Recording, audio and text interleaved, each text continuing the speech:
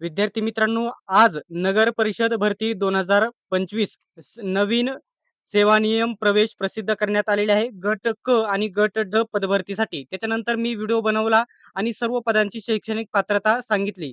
सेवा नियम प्रवेश म्हणजे सर्व पदांची याच्यामध्ये शैक्षणिक पात्रता असते. ज्याच्यामध्ये विद्यार्थ्यांचा सर्वात जास्त विचारला जाणारा प्रश्न म्हणजे टायपिंग कोणती चालेल? फक्त मराठी आहे चालेल का? फक्त इंग्रजी आहे चालेल का? मराठी 30 आहे, इंग्रजी 40 आहे, इंग्रजी 30 आहे, मराठी 40 आहे. कोणती चालेल, एकच चालेल का?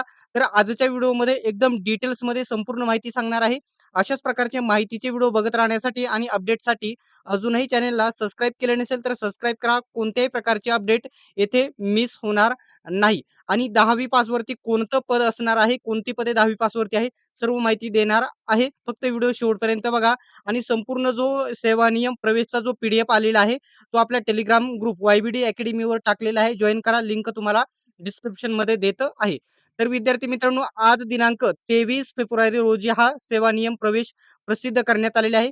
सर्व पदांचा याच्यामध्ये शैक्षणिक पात्रता दिलेली आहे. याच्यामध्ये राज्यातील नगर परिषद आस्थापनेवरील गट क व गट ड रिक्त पदभरती प्रक्रियाबाबत हा नवीन सेवा नियम प्रवेश प्रसिद्ध करण्यात आलेला आहे. याच्यामध्ये महत्त्वाचा पॉइंट मी जी जी लिपिकची पदे आहेत, जी टायपिंगवरील पदे आहे, विद्यार्थ्यांचा प्रश्न आहे, नीट समजून घ्या.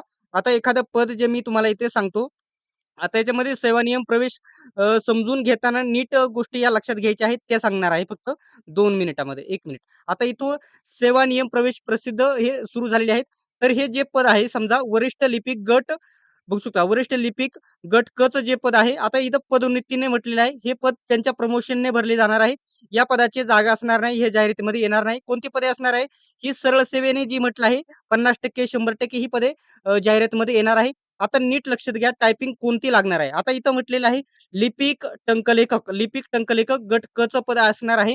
याच्यामध्ये काय म्हटलेलं आहे? मान्यताप्राप्त विद्यापीठाची पदवी. विद्यापीठाची कोणत्याही शाखेची कला, वाणिज्य, सायन्स कोणत्याही शाखेची पदवी असणे गरजेचे आहे. इथं म्हटलेलं आहे राज्य शासनाची मराठी 30 शब्द प्रति मिनिट टायपिंग असणे गरजेचे आहे आणि इंग्रजी 40 शब्द प्रति मिनिट वेगाची तुमच्याकडे टायपिंग असणे गरजेचे आहे. आता नीट गोष्ट याच्यामध्ये लक्षात घ्या. जो हा स्लॅश आहे, हा स्लॅश आहे. या स्लॅशचा अर्थ काय होतो? किंवा अर्थ होतो, और अर्थ होतो. तुमच्याकडे एकतर मराठी 30 शब्द प्रति मिनिट पाहिजे, तर इंग्रजी 40 शब्द प्रति मिनिट. कोणतंही एक असेल, कोणतंही एक असू द्या, तुम्ही याच्यासाठी पात्र असणार आहे. समजा माझ्याकडे फक्त इंग्रजी 30 शब्द प्रति मिनिट आहे.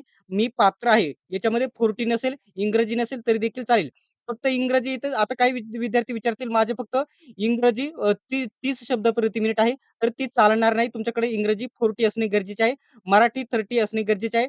कोणतीही एक इंग्रजी, मराठी. मराठी असेल तर 30 असेल तरी चालेल. एकच टायपिंग चालेल. इंग्रजी असेल तरी 40 चालेल. 30 चालणार नाही. म्हणजे एकच, कोणतीही एकच चालेल. ठीक आहे. लक्षात घ्या. आता दुसऱ्या पदाचं मी समजावून सांगतो. आता इथं म्हटलेलं आहे, आता हे टंकलेखनाचं हे या ठिकाणी शॉर्ट हँड लँग्वेजचं आहे. इथं मी सांगणार नाही, कारण इथे देखील एकच, कोणतीही एकच पाहिजे आहे 30 किंवा 40. ठीक आहे. 80 शब्द प्रति मिनिट इथं एक चालणार आहे. ठीक आहे. इथं दोन्ही चालेल. इथं बघू शकता इथं काय म्हटलंय मराठी व इंग्रजी टंकुलेखनाची 80 शब्द प्रति मिनिट वेगाची टंकलेखन हे शॉर्ट हँड पाहिजे आणि टायपिंग कोणतीही एकच पाहिजे. मराठी 30 आणि इंग्लिश 40. नीट समजून घ्या. ठीक आहे. आता दुसरं टायपिंगचं जे पद आहे त्याच्याबद्दल मी माहिती इथे देणार आहे. टायपिंग, टायपिंग ठीक आहे. आता टायपिंगचं ही पदे नाहीत. फक्त टायपिंग कोणतंही पद असो याच्यामध्ये एकतर मराठी पाहिजे 30 म्हणजे 30 शब्द प्रति मिनिट आणि इंग्रजी पाहिजे 40 शब्द प्रति मिनिट. फक्त मराठी 30 शब्द प्रति मिनिट असेल तरीही चालणार आहे. इंग्रजी 40 शब्द प्रति मिनिट असेल तरी चालेल. आता सांगायचा मुद्दा एवढाच आहे, की तुमच्याकडे फक्त मराठीचं सर्टिफिकेट असेल तरी देखील चालणार आहे. तरी देखील फॉर्म भरू शकता. इंग्रजी झाले नसेल तरी चालेल आणि फक्त इंग्रजी असेल 40 शब्द प्रति मिनिट तरी देखील चालेल. मराठी नसेल तरी देखील चालणार आहे. सांगायचा मुद्दा आहे कोणताही मराठी किंवा इंग्रजी एकच सर्टिफिकेट असेल, एकच टायपिंग झालेले असेल तरी देखील चालणार आहे. आता सर्वात मुद्दा महत्त्वाचा मी सांगतो. 10वी पासवरती कोणकोणती पदे आहेत? तर 10वी पासवरती फक्त एक पद आहे शिपाई. आता खूप सारे पदे 10वी वरती 10वी पासवरती आहे. परंतु त्याला 2 वर्ष अनुभव, 3 वर्ष अनुभव, त्याच्यानंतर आय-टी-आय झालेला पाहिजे अशी वेगवेगळी पदे आहेत. फक्त 10वी पासवरती एकच पद आहे आणि सर्वात जास्त त्या पदाला स्पर्धा असणार आहे. गट ड चं पद आहे. आता इथून बघू शकता. गट ड चं हे शिपाई जे नावाचं पद असणार आहे. 350 ते 400 जागा इथे असणार आहे आणि एकही पद, एकही जागा याच्यामध्ये असं नाही, की फक्त ग्रॅज्युएशन वरती भरता येणार आहे. असं एकही पद नाही. त्याच्यामुळे सर्व ग्रॅज्युएशनवाले विद्यार्थी आणि 10वी ते ग्रॅज्युएशनवाले सर्व विद्यार्थी कोणता फॉर्म भरणार आहेत? तर शिपाईचा फॉर्म भरणार आहे. त्याच्यामध्ये फक्त एस-एस-सी म्हणजे फक्त 10वी पास येथे मागितलेलं आहे. त्याच्यामुळे सर्वात जास्त स्पर्धा या शिपाई पदासाठी असणार आहे. कारण दुसरी जी भरपूर सारी जी पदे आहेत ना, त्यांना काय पाहिजेल ग्रॅज्युएशन कंप्लीट झालेलं पाहिजे. त्याच्यानंतर टायपिंग वगैरे पाहिजेल. त्याच्यानंतर दुसरी जी 10वी पासवरती पदे आहेत त्यांना आय-टी-आय झालेला पाहिजेल, अनुभव पाहिजेल अशी पदे आहेत.